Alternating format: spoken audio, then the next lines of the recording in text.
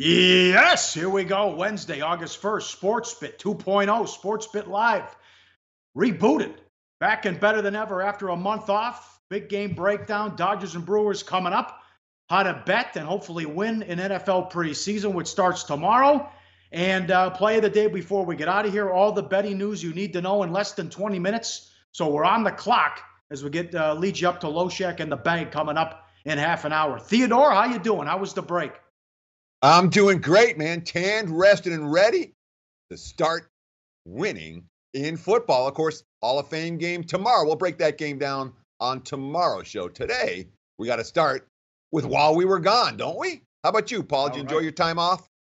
Yes, it was a lot of fun. I enjoyed the World Cup. I had Molinari 50-1 to win the British Open. Finally cashed a golf future. So it was a lot of fun and enjoyed the 115-degree weather. Pauly and Teddy's SBR picks as we are back. While we were gone, the big news, LeBron to the Lakers. I don't know about the supporting cast that they surrounded him with because they don't have any shooters, but maybe they'll play him at the 5, so I'm anxious to see the win totals and what they're going to do in Vegas with the Lakers. That's a big story, Teddy, no doubt. And Kawhi Leonard traded to the Raptors. I grabbed the Raptors 7-1 to win the Eastern Bucket. I think they are the second best team in the East with that move. They will be nasty defensively. I got Boston 1 and Toronto 2 as they make that big trade and also acquire Danny Green from the Spurs for DeRozan and Jakob Poeltl.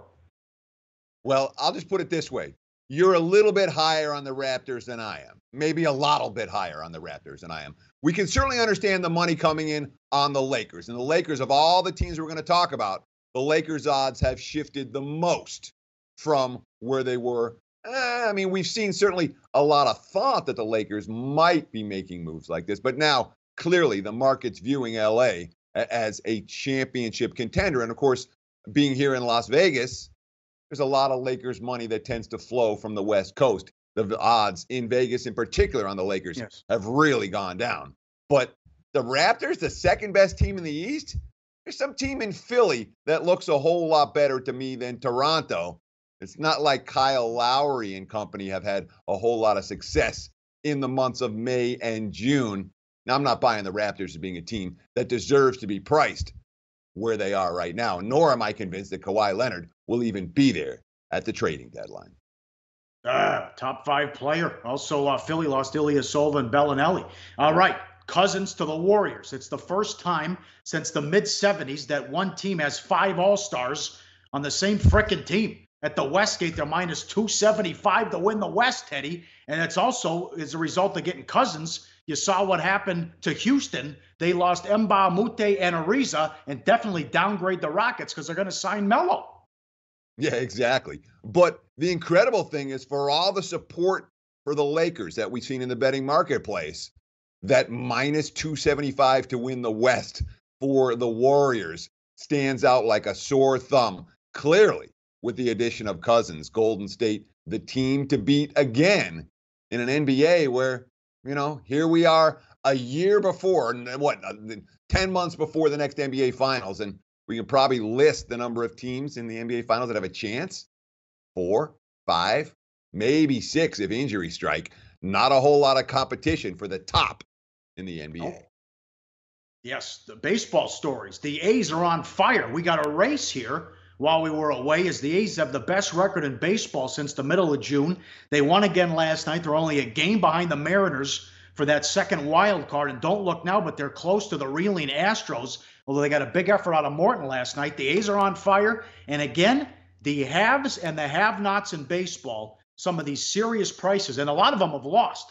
But Saturday in Vegas at the Stratosphere, Severino was minus 525 in game 1 of a doubleheader and got beat. Verlander was minus 450 at home and lost to Detroit. Verlander was minus 380 in Vegas against Texas on Saturday and lost. Sale has been $4.20, $4, and $3.60. He won all 3. One of them, they had to go to extra innings. So we are seeing huge prices already, and we're not even into, quote, must-win mode when we get to September with some of these bad teams.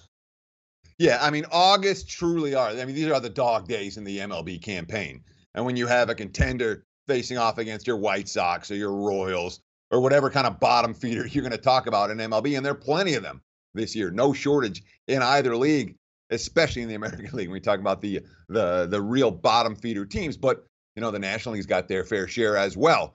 When you see these mismatches in May and June, yeah, -$2, -250.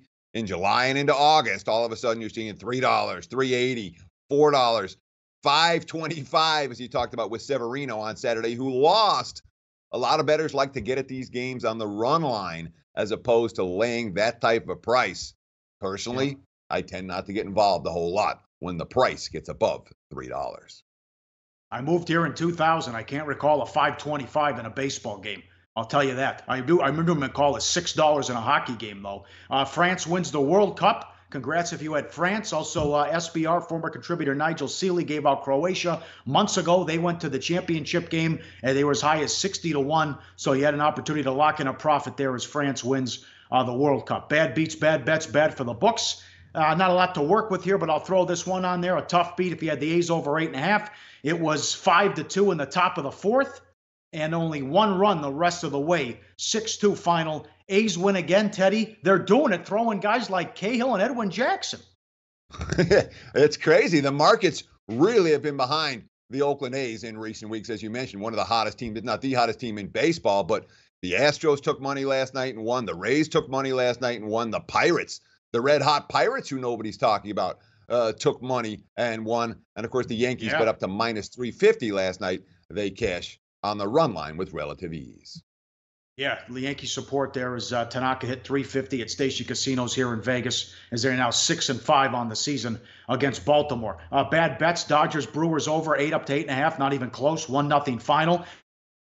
Brewers kicking ass and taking names on this road trip. We'll get to game 3 of that series coming up in big game breakdown. Brewers win 1-0. White Sox $1.05 up to 120, lost 4-2. Cubs Pirates under 8 down to 7.5, 5-4 final. Pirates win. They are betting against Lester, the markets, in every start because they don't like his advanced metrics, but he's number 1 in ROI, and they're 11-2 in his last 13 starts and 17-5 on the season, but he didn't have much last night, and the Cubs lost. Yeah, and that's one of my favorite things to do is find the pitchers who the markets hate for whatever reason based on the advanced metrics, and yet they win every start and win and win and win. Didn't work last night. But Lester, as you mentioned, has been a real moneymaker despite those ugly advanced metric numbers. The betting markets have overreacted to the ugly numbers as the Cubs have been a good bet. Not last night. They've been a good bet with him on the hill. All right, we're back at it. SportsBet 2.0 Betting Insight today. Pauly and Teddy. All the betting news you need to know in less than 20 minutes. Big game breakdown. Brewers and Dodgers. It's Anderson against Hill. Dodgers are $1.60. And a lot of moves here at the deadline, Teddy. Every team made a trade in July. The Dodgers get Machado. They also get Dozier. I like that move. Well, no doubt I like Machado, but also bringing in Dozier from the Twins. The one thing I did not like is they didn't address the middle relief. They are 25th in Major League Baseball ERA for middle relievers in the 6th and the 7th inning. They didn't address that need, and all of a sudden now they're starting to struggle here with the bats lately as they've been shut down in 3 straight games, and they were almost no hit by Newcomb on Sunday afternoon. Maybe cause for concern for Roberts here. Do you trust Hill laying $1.60? And the Brewers made a lot of moves. They got Scope. They brought in Moustakas. They didn't do anything with the starting pitchers, but they have a ton of middle infielders now as they made a lot of moves at the deadline.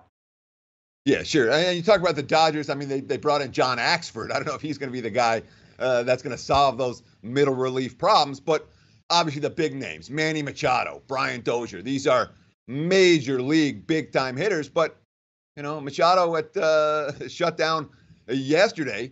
As a team, they've scored 3 runs the last 3 games. They've been really struggling to get runs on the boards. Dave Roberts doesn't seem too worried about his new slugger. Quote, Machado's been swinging through some fastballs, but I like the at-bat quality for him. Getting behind in some counts, still taking walks, stressing the pitcher. Every time he gets in there, there's a purpose behind him.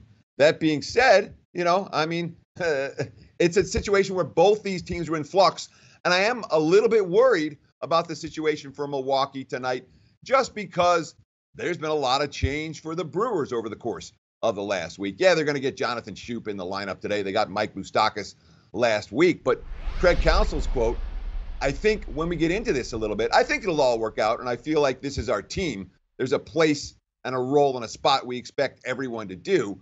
But anytime you change your roster over, We've had some significant changes here in the last week. I think there's going to be a little bit of transition time where you figure out the best options. That has to be something of a concern for Brewers backers this evening, despite Milwaukee's hot 5-1 road trip.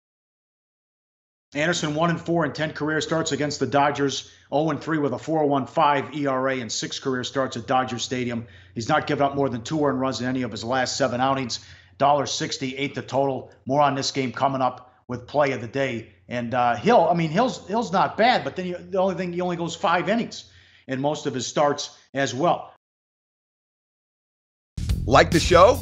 Help us keep the lights on. Please make sure to comment, share, and subscribe to all the Sportsbook Review videos. Thanks so much. Best of luck. Enjoy the game.